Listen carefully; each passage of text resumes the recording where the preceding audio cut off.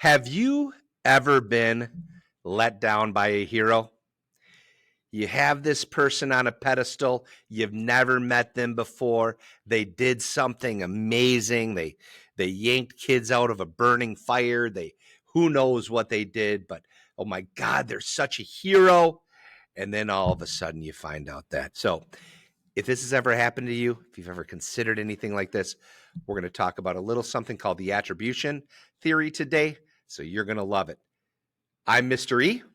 This is MysterE's Mysteries, and we are coming at you with more trends in psychology. Hope you enjoy. So, attribution theory. People love to have reasons why things occur. It's really kind of that simple. Why does stuff happen? We need a reason why. Typically, there are two reasons why. Number one, we blame the environment, or number two, it's some sort of personality flaw. So here's an example. You walk into a convenience store, the clerk, not particularly kind to you. You go ahead and pay, like, here's your change. And you're like, fine, okay, thanks. And you walk out. And as you're walking out, you mumble to yourself, what a jerk. That is something called fundamental attribution error. So what you immediately do is you put a personality trait or characteristic on a particular behavior that somebody participates in. It's the same with our heroes. You have somebody that does something heroic, and we immediately label them personality-wise a hero. And you hear some people say things like, I'm not a hero, I just did what anybody would do, being put in that situation or that circumstance. That's kind of what attribution theory discusses. So we're either going to label it as our distinct personality trait, or we're going to label it as it was the environment that made me do it. That's kind of how it works. When it comes to us personally, when we do really good things, we typically like to lean towards us saying that, yeah, it was because of me. It was because I'm a pretty good person, that sort of thing. Why do you volunteer? I'm a pretty good person, that sort of stuff. But we're not going to say, well, environmentally speaking, 2-3 of my friends do this volunteering, and I'm like, I'm going to do it too. We typically don't say that. We're like, we're going to do something good for society because I'm a relatively good person, which is totally fine. When we get into something like depression, these things can cause a little bit of issues for us. And when we're talking about attribution theory and we're talking about depression, we're talking about 3 distinct ways of thinking. Those 3 distinct ways of thinking are going to be something called global, stable, and internal patterns of thinking. So what we do when we are down in the dumps, or when we suffer from major depression or persistent depression, whatever, we have a tendency to develop these attributional or explanatory styles that are global, stable, and internal in nature. And what that means is, for instance, if you're suffering from depression or somebody you know is suffering from depression and something goes wrong. So let's say you're a teenager or you have a teenage child. Okay, or you're a teacher that has students in your class, whatever. That young adult does poorly on a test, and they immediately say that I'm dumb at everything. I'm no good at anything. Okay, that's a global mindset. Not good when it comes to these feelings of depression, because all of a sudden, these one gets exaggerated or blown up into a huge deal. Okay. Next, let's say you're a teenager, you're a parent of a teenager, and that young adult, their partner ends up breaking up with them.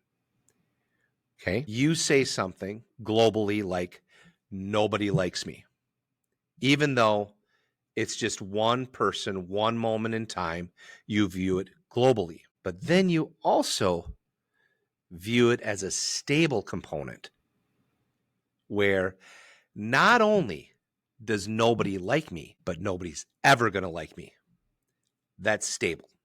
We oftentimes think stable is good. Stable's bad when it comes to depression. We don't want depression to be stable. We want depression to go away, right? So stable depression, bad. All right, stable depression, bad. So now we have somebody struggling with depression. They believe they suck at everything, and they believe that everybody's going to hate them forever. Okay, so it's global and stable. Finally, they view it as being internal. It's nobody else's fault except my own. It's my fault. So when you're dealing with somebody that is feeling helpless, hopeless, worthless, and all of a sudden you incorporate these thought patterns, global, stable, and internal, that's when this level of depression can escalate and get worse and worse and worse, because these thought patterns are creating a more negative mood, a more negative self-concept, more negative self-esteem, greater feelings of worthlessness, helplessness, hopelessness, because again, number one, they feel like they're bad at everything. Everything sucks. Number two, everything is going to suck forever and ever. And number three, it's I who sucks. When you incorporate those three pieces into depression, that's a pretty vicious cycle. So what do we want to change those thought patterns to? We want to change global to specific. So when we look at specific thought patterns, okay, so you did poorly on a test. Well, how are you doing in this class or that class? Well, I'm getting an A. I'm getting an A minus. I'm doing okay on that test. I actually did really well on all the previous tests. Okay, so this thought pattern needs to change from global to specific. It's not about all the tests. It's not about your entire intelligence.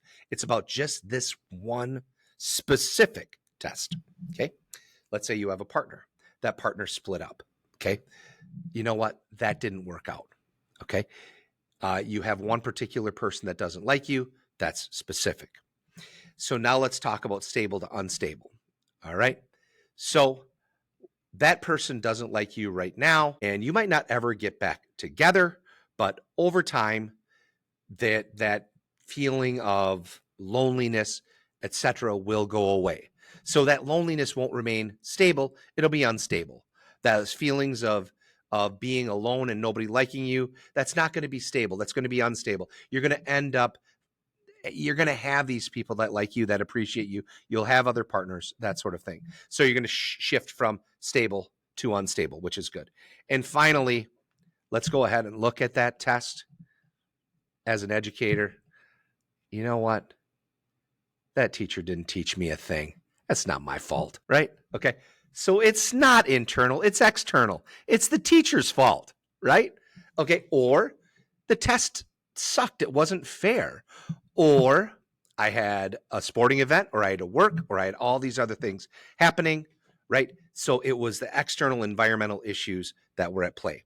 So instead of it being an internal issue, it ends up being an internal issue. It ends up being an external cause.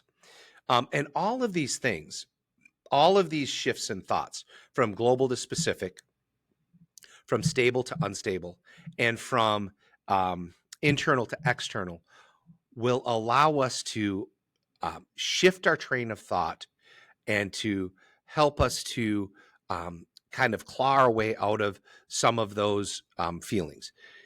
I do want to say, if you're listening right now and you are suffering from depression, if you're having suicidal thoughts, suicidal ideation, those types of things, don't hesitate. Make sure you contact somebody. Make sure you talk to a teacher, talk to a loved one, talk to your family practice doctor, talk to somebody, and make sure that you're getting the help that you need. Nothing from this podcast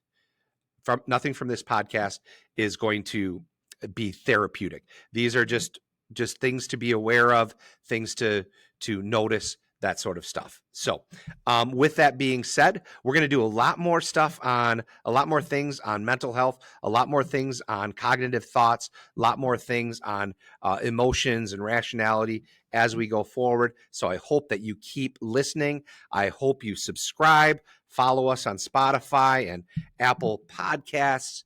Make sure you do our Instagram. Make sure you check us out on Facebook. Just follow us along, and we're going to keep bringing you the good stuff. Okay. I want to thank our executive producer and director, Bear Wade with Creative Unify Agency. If you have any needs whatsoever in marketing, if you're a startup, if you're a business owner, if you're an influencer, he is the guy to talk to. Bear Wade. Check him out. Thanks, everybody. I hope you have a fantastic week. See ya.